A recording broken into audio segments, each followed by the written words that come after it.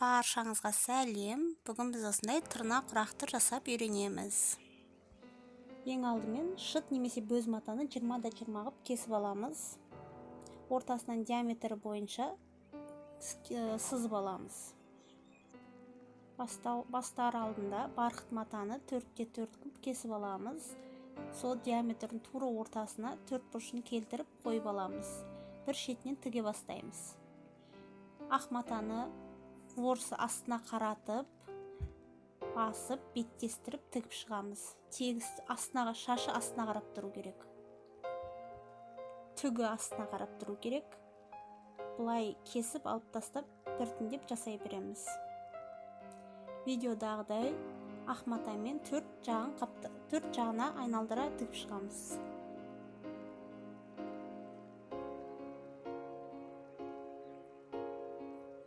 Лентаны алдын ала кесіп дайындап қоямыз. Ұзындығы бойынша түгі астына қарап тұру керек. Және де 4 см болу керек. Артығын осылай кесіп отырамыз.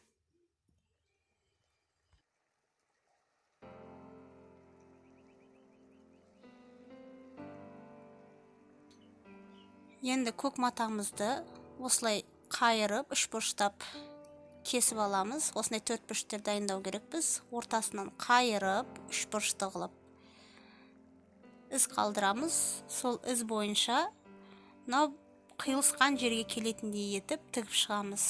Осы тура осы бұрышқа келу керек. Мына шетінен тігіп шығамыз.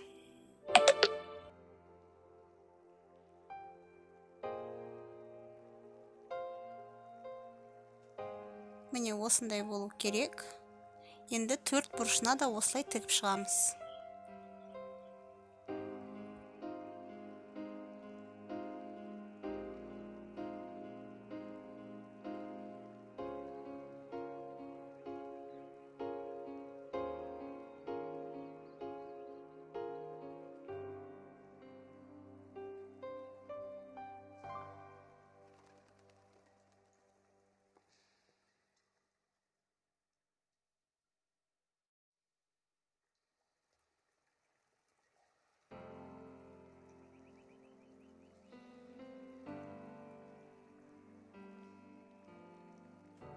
Енді ақ матамызды беттестіріп, көк маталар біткен жеріне қойып, тігіп шығу керек. Міне осындай артық мата болу керек, ақ. Көктің ұшына қоямыз. 4 бұрышында осылай жасап шығамыз.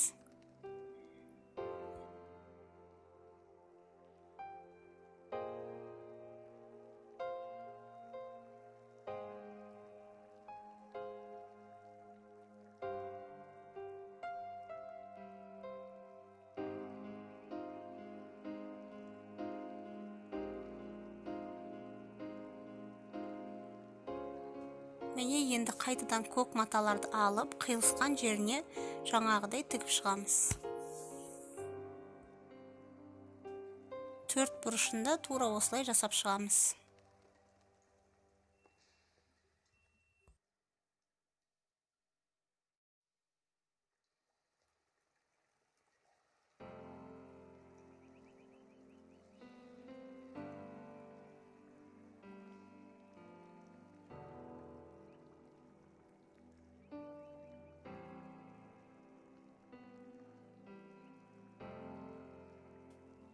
Енді ақ матаны тура жаңағыдай жасап, біртіндеп тура осылай жасап кете береміз. Көк шыт матамыз біткенше осылай жасаймыз.